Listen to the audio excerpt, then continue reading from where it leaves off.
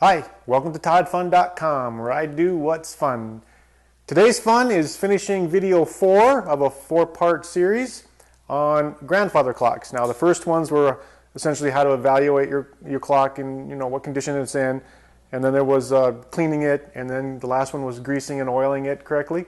So that's all done. Now this one is the setup, and what's involved in setup is mostly just making sure it's ready to run and keep correct time. And that's not such a hard thing really, but I'm going to add a few things to it. I'm going to do it a few different ways because different people are going to have different tools, and I'm going to try and use some simple tools, just a stopwatch and some simple stuff. And then we'll get on to setting the clocks in beat. That means that the swing for a tick is the same for the swing for a talk. If not, that's not good for your clock. It won't keep good time. And then the second thing that you want to make sure is it's keeping proper time is that it's regulated. And what that means is that the tick and the talk is the exact amount of time so that it keeps proper time, so you don't lose seconds in a day or in a week. And that will be essentially keeping it in its regulation. And that's controlled by how high or low the pendulum is, the bob, that is the large mass that's on the pendulum. That has to be controlled up and down ever so finely. And by making some adjustments and using some stopwatch and or using other tools, you can make sure that is correct. The first step in regulating your clock and getting your clock in beat is making sure it's level if it's a case clock. The case clock will be built in such a way that this mechanism is level with its cradle, which is level with the case, and then your floor might not be level, but case clocks have adjustable feet, so you can get them level. So you get a torpedo level, you set it in the back of your case someplace, and you level the clock side to side, and then you turn your level and put it in the case, and then level your clock front to back using the wheel, using the adjustable feet, and just repeat that a few times so you get your case level. And that way the mechanism is level, and you can then start with the actual adjustments. Well, in my case, I just stick my little torpedo level here, and then on the side, and then I jig up my thing here. And you see I don't have the weights on, I don't have the gongs, I don't have the pendulum on, I don't have the face on. So even though I'm shooting this in this little jig of mine, yours is going to be completely assembled and in the case. This just helps me shoot the video, so try and ignore the fact that pieces are missing when I'm explaining things. If you had a mantle clock, you really can't, there ain't going to be any adjustment. So you're going to have to adjust what's called the crutch inside if it's something you can bend. You can also bend them on grandfather clocks too, some of them, especially the older ones. But on a mantle clock, you mostly either adjust the crutch a little bit, or if you don't want to do it that way, then you put thin objects like playing cards and stuff, or pennies underneath one side. And what it does is it doesn't level the clock so much as it gets it in beat. It gets it so the pendulum has an even tick to an even talk. And that happens when the clock is level and the mechanism is correct. Now, even if your clock is level, if the crutch is got a bend or some problem in it, it's not going to have an even tick to an even talk. Then you will have to readjust the crutch. And we're going to look in the back here to see what that looks like, though mine's not bendable. We'll discuss that in a minute. Likewise, if you had a mantle clock or a wall clock, because it hangs, you can kind of adjust a wall clock a little left, a little right, and that will cause the even tick to the even talk if you don't want to go inside and mess with the crutch. So on this clock, we have what's called I call it a crutch clutch, but it does the same thing as bending a crutch wire. And that's a little device that gives a little kick. Every time the escapement in the clock wants to tick over from a tick over then to a talk, the escapement mechanism is what's giving a kick to the pendulum, and then the escapement will give it a kick going back, and that way the pendulum keeps swinging evenly, provided the weight is still hanging and not all the way down. Now, if you can think of like pushing a child on a swing, when the child comes back, if you give that push too soon, you actually will stop them from swinging. If you push too late, you'll stop them from swinging. So you kind of get in the rhythm and you give them that push on the swing at just the right time. That's why having your clock level and the crutch adjusted properly is so important. Because if if the tick is too soon on either side, the tick or the talk side, you're literally slowing your clock down or inhibiting the energy to get in. And you want a nice even flow on both sides.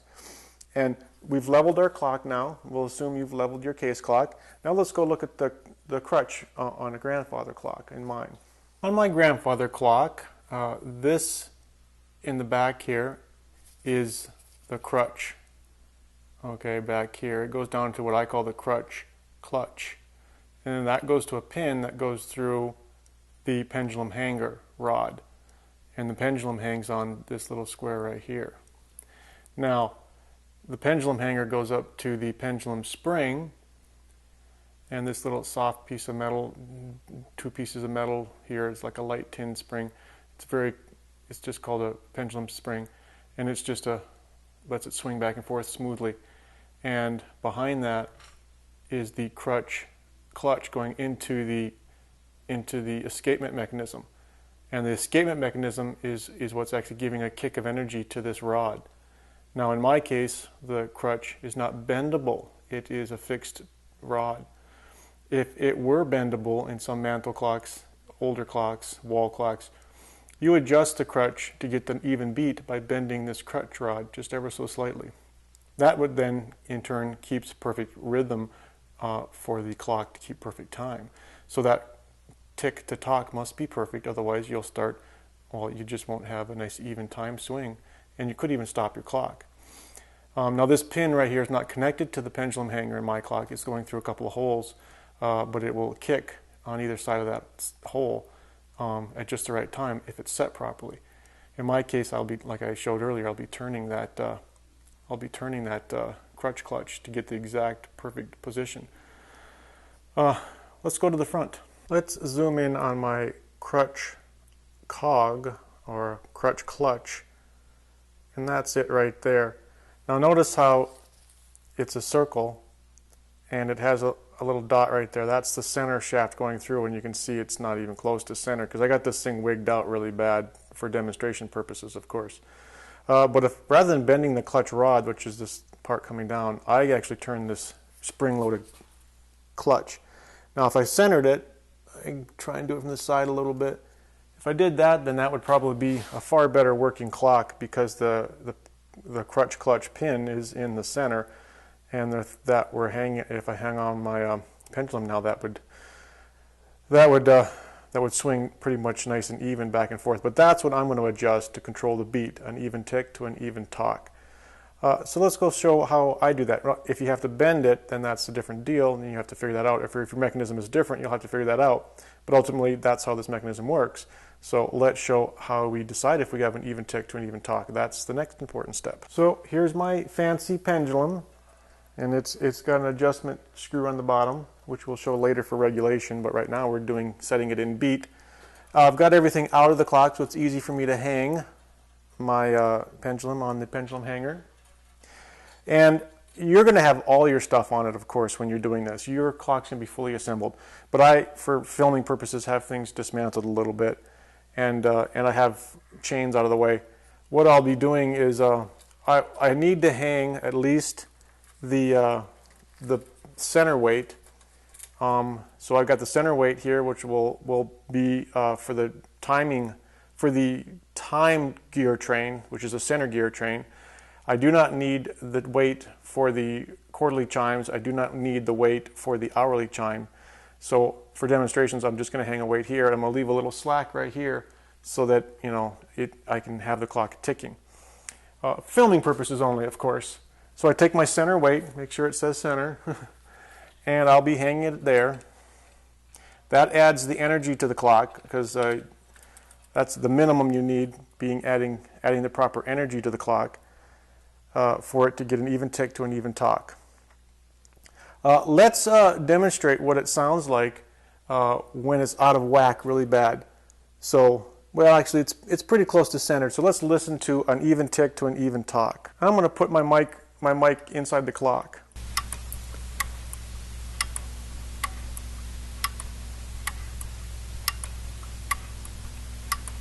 So we're not actually checking for perfect beat right now, but you can tell what it sounds like. Now let's let it sound like if it was out of beat really well.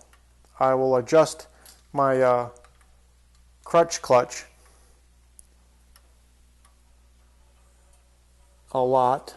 So I'll take the weight off the pendulum and turn it. I don't even know if it's going to be able to tick or talk. And then we'll put the microphone in it. So now listen to how whacked out the beat is.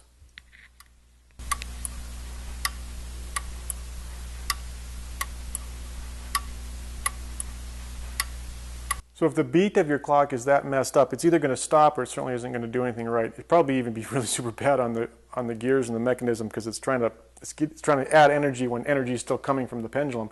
So it could be very malfunctioning for your clock, in my opinion. I don't service clocks for a living, but that certainly would make sense.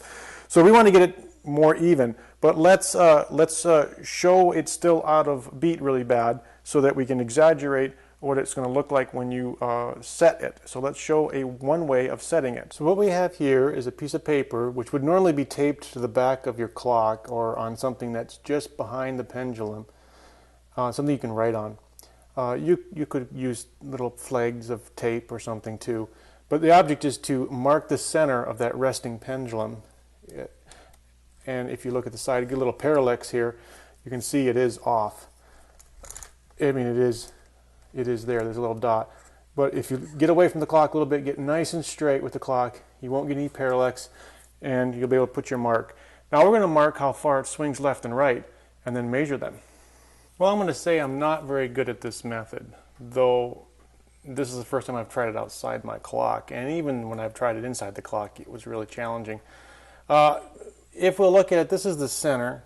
I got it marked C, and it's currently swinging to this, out to here, and out to here. You got a little parallax here with the camera, so you can't quite see it. I look straight on, and I can mark those better than the camera can see them. And these other marks, I know this is confusing. The tick is happening right about here, and the talk is happening right about here. Now, I've since messed with the crutch and got it nice and even. I did it because it kept stopping on me. When I had the crutch too out of whack like we started, it just stopped. And that's because it would swing from here to like not even quite over to here. It was a little bit short, and the tick was here and the talk was here. So it would go tick tock, and then it would swing a little bit, and then it would come back, go tick tock, and then swing a little bit and come back. And so it was literally stopping. So I couldn't really demonstrate it because it would have been just, it wasn't steady enough. But now we're getting a nice even swing out, left and right, and we'll listen to it. We'll hear a tick and then a talk.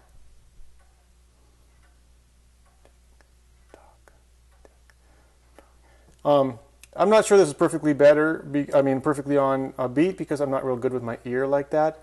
And I was going to take measurements with the caliper, but it's just, it's just difficult. So let's show, well, you can do it, and you can do it by ear, and you can get it. So that's the point of this. Sorry, I'm not the master of this. There are some other videos that they explain it the same way. It's just difficult. But let's show an easier way to do it using an iPhone, because, well, I have an iPhone. I think you can do the same with an iPad. So even though the way I just showed you, or by ear, are the two normal ways of doing a clock in beat, here's an extra bonus way. It is the Clock Master. It's getting your clock in regulation and in beat. I believe I did pay something for this app. There is a pro and a non-pro, but I know I didn't get the pro version, but I can't tell now. But I think it did cost $1 or $2 or $3. I don't remember, but it wasn't much. So we'll go ahead and open that. And there's a calibration and then your target beats per hour. You can set that, and we'll show how to look that up for you. The first thing is let's get it in beat. Let's show that. Now you're supposed to hook your microphone up to it. I actually tried several microphones as well as a piezo crystal, and I didn't have nearly as good luck as I did with just the standard Apple microphone. Now, the microphone app, the Apple microphone that comes with your headset, you do have to get it inside the clock and tape it to the metal bits. So you do have that fiddly bit. Now this is what comes with an iPhone. You could probably use it on your tablet too. I don't think why not. But for some reason this has the best pickup. I did that measurements earlier. I didn't want to bore you with those tests. But I'm going to take a piece of tape and I'm going to tape it inside as close to the escapement mechanism as I can, because that's where the tick-tock noise is coming from. So I got that microphone bit taped to the back of the clock. You can see the wire coming out of the side of the clock here. It doesn't matter where the earbuds go, just leave them hanging. And then you plug it into your phone and turn on your app. And you got to be really, really quiet. Okay, really, really quiet. And what you want to do is, there's a sensitivity bar here. And if it's not sensitive enough, then it's not going to move that little light every time there's a tick or a tock. Okay, you see how it missed one? It didn't move it. There, I heard a tick with my ear, but it didn't. So if you had the sensitivity down too low, it's not going to be hearing.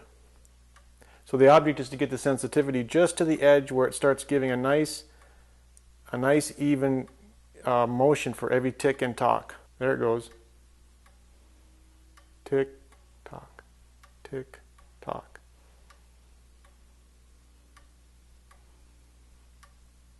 Okay, now I'm getting a tick. I'm getting the light to move for every time I hear a tick and a tock. It's moving. It's messing up now because I'm talking. But let's be quiet now, and we'll see how close to zero. We're worried about the delta here. We're not worried about the beats per minute, just the delta. So let's let it work. Let's do its job and see if we're really close to zero. If not, we can adjust the crutch to get this delta to zero. That delta is the difference between the tick and the tock. You want it to be zero. So as you can see, it's about 38. I could go like that. Yeah, I did adjust because I was talking. But I had it up around 9 sensitivity. I was getting a nice even tick to a tock, but it was at about 39. We want that to be 0. So we can adjust the crutch ever so slightly and then repeat. Okay, you see I'm at 14 now. I just turned down the sensitivity so I could talk. So I'm at 14, so I'm closer to a more even tick to a tock. Man, that's better than my ear. I know you guys can hear it. Some of you guys are screaming at me for not being able to hear that. But I turned that crutch clutch just ever so much, just one way, which it looked like it might have taken a tiny bit off center. I'm going to adjust it to tweak more to see if I get closer to 0. I can certainly do better with this instrument than I can with my ear or that paper trick. So I think I went too far the other way because it's a delta. It doesn't really tell me a delta which way. So I think I over-adjusted when I was at 14. I was actually past it. So I got to go back to where I was at 14 plus a little bit back. So I got to turn clockwise where I was and then just an inch more, just a tweak more.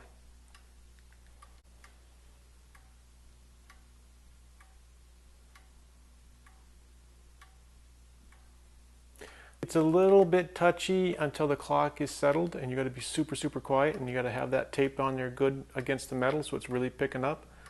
And the sensitivity for me works best at 9.7 in that matter. After I swing the clock, after making an adjustment, I let it settle for about a minute and make sure I don't give it too much of a swing, you know, so things are looking like they're smooth back here. And then I start taking measurements, and I let it run for about 30 seconds to a minute so it gets a good average going. And yeah, it's very sensitive when you get down to under 0.1. And so I'm going to try one more little nip to see if I can get it to closer to 0, but it would just be the tiniest little nip. And if I'm turning that clutch, of course, but if you were bending that little rod, I don't think you could bend that crutch rod if that was your chore. That would be the best. You'd be lucky to get that good just bending a rod. It's really, really close right now. I'll try some more.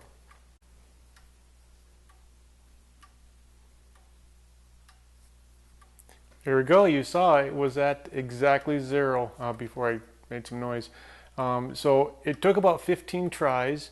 You make sure you take the pendulum off, or take the weight of the pendulum off the pendulum hanger.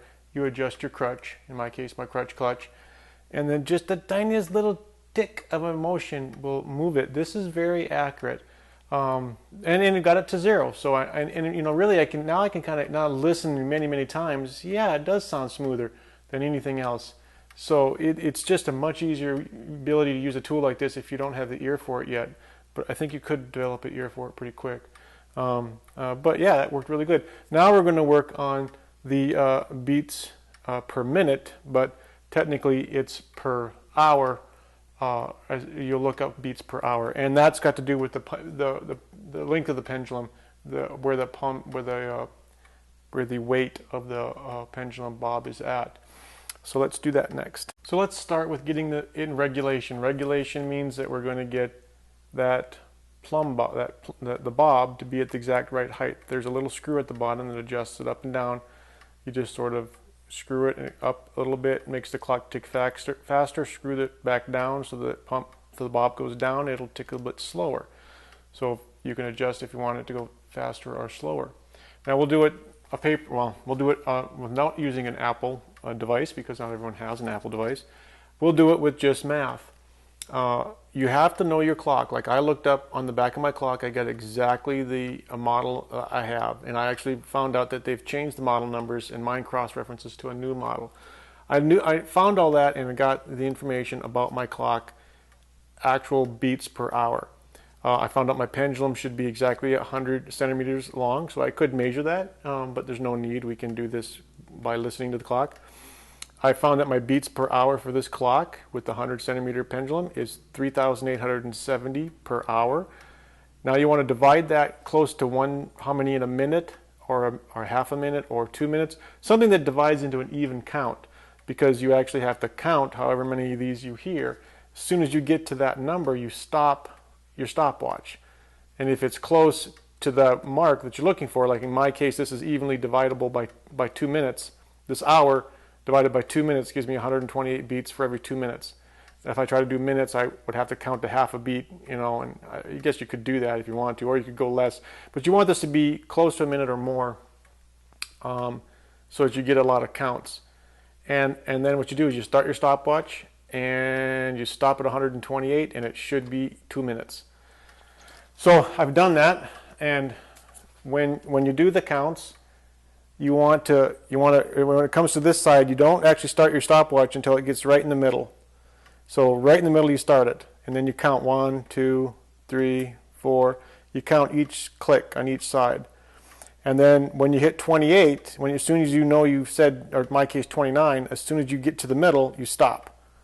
Because then you've stopped your stopwatch exactly with the pendulum in the middle both times. I've done it a few times, and I get 157.19, so it's a little short of 2 minutes. I need to be bang on 2 minutes.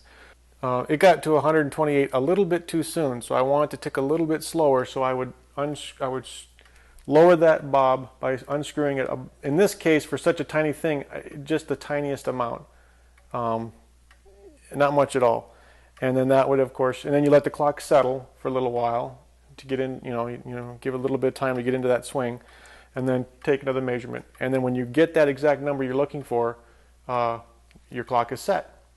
Another thing you can do is when you're really close, you can let the clock go and watch the clock, and then know how much it lost by the end of the week, or the end of a day, or the end of a week, and knowing how much it lost, you could then you adjust your bob, your pendulum bob, accordingly.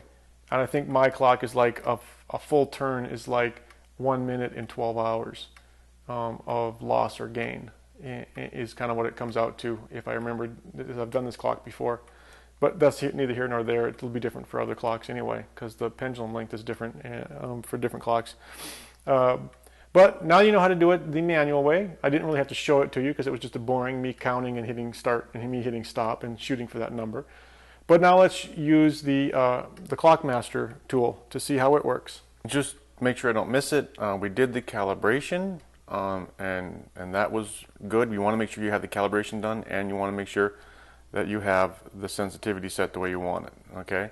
I'm not going to repeat the calibration right now, but you have to make sure you have it calibration set and the sensitivity, and that you've passed that test. You don't want to move on.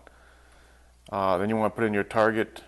So for me it's 3870, and I save that. Okay, and now I can go into my regulation, and this is where we're just going to let it run for a while, and it'll actually tell me how close it is to regulation. And I just click start and let it run, and we'll be back as soon as it's got its data collected. There we go. We did 500 samples. It took about 7 minutes. That's a pretty decent sample set. pretty much stayed around the 50-second of loss. So knowing that one full turn of my knob down there in the upward direction will pretty much add 1 minute to this clock for a day. This holds it in place, so to adjust this you have to lift this up, adjust this up and down, then bring this down and just let it get tight. Just try to lift the weight up off the bob and then just watch this go around one. And now we'll rerun the clock master and see if it's a little faster and hence keeping proper time.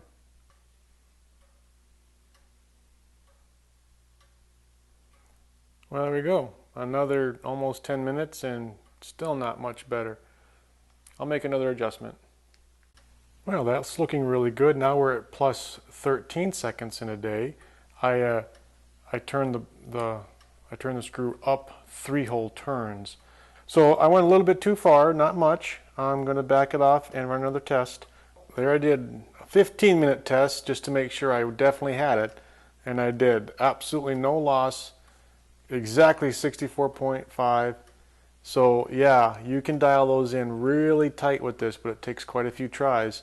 Doing it with a stopwatch was really good, really close, but this is definitely closer. It just takes a little longer. So I'd say do the stopwatch to get it close if you're really far out, and then just use this a couple times to get that pendulum bob exactly where you want it to be at 0. Now that we've got the beat just perfect and the regulation just perfect, so it's keeping proper time, I put the other weights on for the quarterly chime and the hourly gong.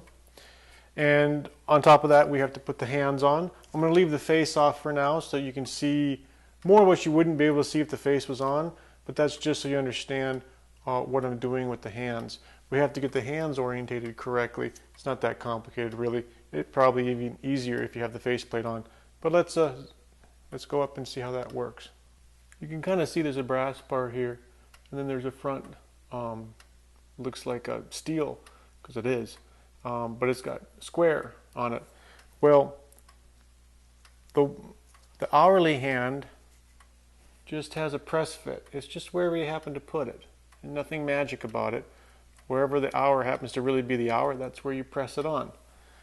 The minute hand's a little more complicated than that because it's got a square hole, and of course you can tell you have to pick one of those 4 squares. And if the clock is, in perfect position and everything, then really you're just going to stick it on so that it actually finds one of those, finds that square home. It can only go on one way with respect to the square. I mean, it can only go on one of 4 ways. If you get it wrong, you'll notice it's doing a quarterly chime when it's really, pointing at the half hour or some other spot. And for the most part, you don't have to do anything other than get that right position. And then once you know you have the right position with the minute hand, then you just make sure you're on the hour and you push this on pointing at the hour that it happens to be, which of course is best if you have the faceplate when you do that. Now, there is an adjustment that you can make on the minute hand. You notice I've got 2 black marks right there. And that's because that center black, or that center brass nut can slide independent because it's kind of partially riveted on. So even though it's really tight, if you have to change where this is pointing at because the quarter isn't quite right for some reason, yes, you can get a grip on this and kind of squeeze it ever so carefully inside of its little housing there. But that's probably not going to happen. Like I say, you would stick it on and just pick something. I'm going to pick something that's clearly wrong. Something you can see if you know clocks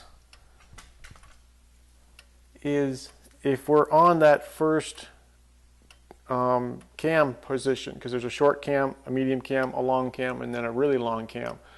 So that's quarter, half, 3/4, and this is the beginning of the hour. So that's the longest run because it's got to play that chime for the full duration of the Westminster chime.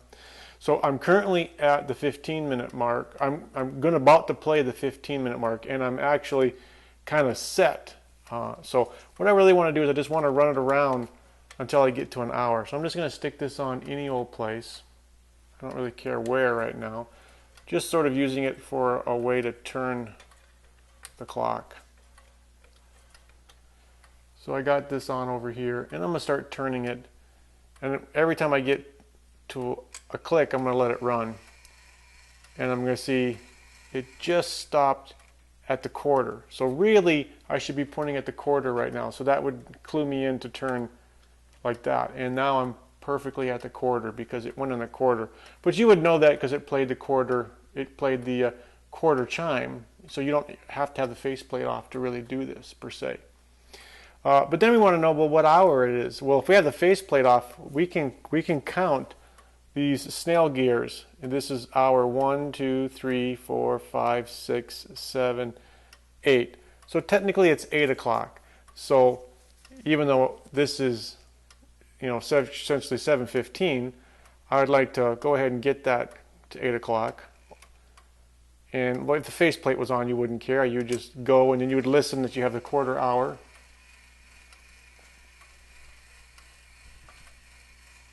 And it's done on the quarter hour, or the half hour. Now we go to 3/4 hour. Let it run. Some clocks you can only turn backwards to do this, and that's odd, but this one's not.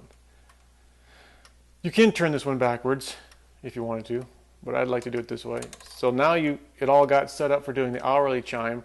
So let's go and it's in what's called warning mode. That was the clicking you saw. So we'll push a little bit more so it starts playing because this is in warning mode. There. Now we know we're at the beginning of an hour. I mean, right now it should be starting at an hour. So what hour it is, well, we just count how many gongs we get once this 3/4 hours is done playing, or saying, hey, you went a whole hour. Now it's going to start gonging over here. And you could count the gongs. So you could do all this with the faceplate on, is what I'm saying. And once you counted and realized it's actually gonging 8 times, let that finish. I don't have the gongs on right now, so it's not doing that, of course. I'm just showing you how to set the thing. So now we know we're right smack on 8 o'clock. So we take this off, and we'd have the faceplate on right now, of course, and we just line that up perfectly with 8 o'clock, squeeze it on nice and tight. Get it in there, and it should be as really snug, and it won't move now. We also know it should be on the hour. We don't have to adjust this in any other way. And now our clock is set to be gonging properly. So this is set for 8 o'clock. I know it's 8 o'clock. I've counted all the things. I'm at the proper thing. It'll just perfectly keep time now. Nothing else to adjust. If I find that this point down here is not exactly pointing at the hour when I hear the gonging, because this is a press fit, I could pull it off and press it on just a little bit farther at the exact hour. That's just if I happen to notice later that I didn't quite get it pressed on. But remember, the hour is a press fit. Last thing to do is the moon dial. And the moon dial goes to this, there's a sprocket back here, gear right behind here, and when you put the faceplate on, it locks in with this last gear right here, and when this gear turns, it turns your moon dial. So let's discuss how you set your moon dial, and that's it. So I put the faceplate on. I did my little swing around thing a couple times, make sure I was definitely on the hour, and I had this hour hand pressed in the right place at exactly as deep as it would go, because the depth of this holds the gears train in place for the moon dial up here that we're doing next. And there is a little screw-on minute hand thing that you want to make sure you put on too. That keeps the minute hand from coming off, of course.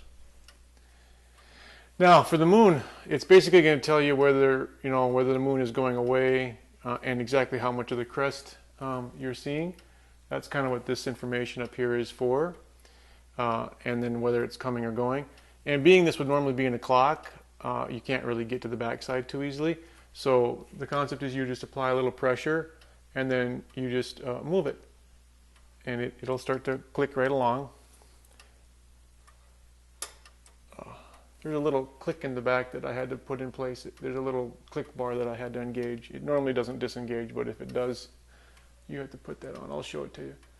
So there's a click, there's a click, you know, there's a click like that. And then you want to set this thing, you want to basically look up in an almanac, or essentially you just look up online exactly how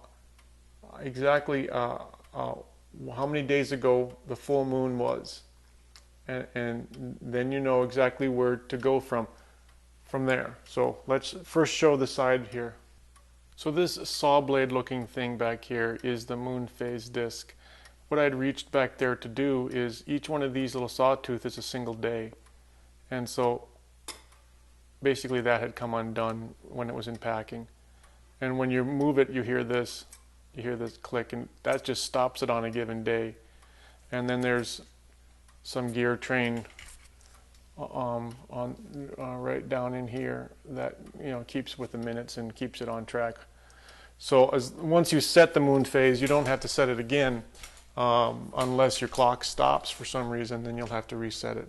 And to set the moon phases, if your clock had stopped or something, or this wasn't set for you, what you want to do is you want to press firmly on here and get to where the full moon is at 15 up here, right in the center. And each of those little clicks you were hearing was that little sawtooth gear in the back. Now we got that set there. Now we look at a calendar or something, or I just looked on my phone and found out how many days ago was the last full moon. Well, it was 15 days ago. So we count forward 15 days this direction. So we'll just hear the clicks. 1, 2, 3, 4, 5, 6, 7, 8, 9, 10, 11, 12, 13, 14, 15. Now, that basically shows you that, you know, you're not going to see the moon right now. And then that's the phase of the moon. That's how it works. And now it'll keep track just fine.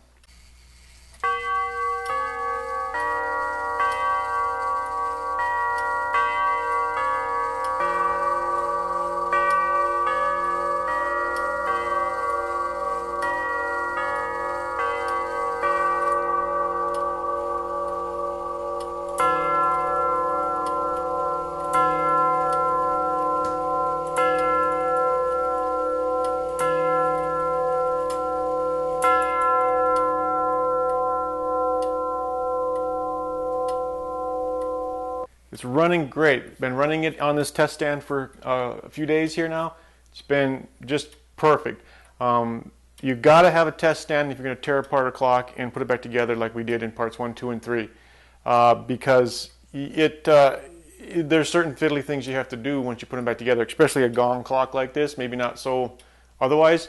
But with a gong clock, you have to get in with the feeler gauge, and you have to set the hammers, and you have to set the spring steel with the feeler gauge, and you got to adjust them a little bit more for exact sound, so you don't get too loud or too soft. And you have to control a few other things, getting things just the way you want it.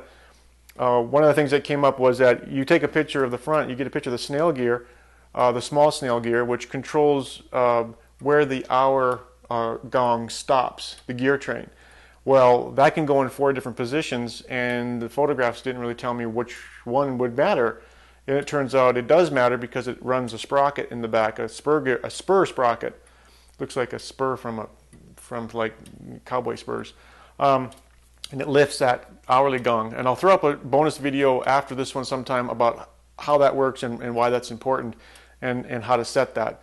But just to know, it's really nice to have a test stand if you do this type of work, even if you build one yourself. I'll put a link in the show notes to some that you can buy, as well as a whole bunch of other things about purchasing even whole mechanisms and other parts and grease and everything, so that you can do this stuff yourself if you want. This clock is running great now. The next step is to take it and put it in the house in the final home, in my living room, in its case. We'll show how that looks and how nice that sounds, and we'll close the video.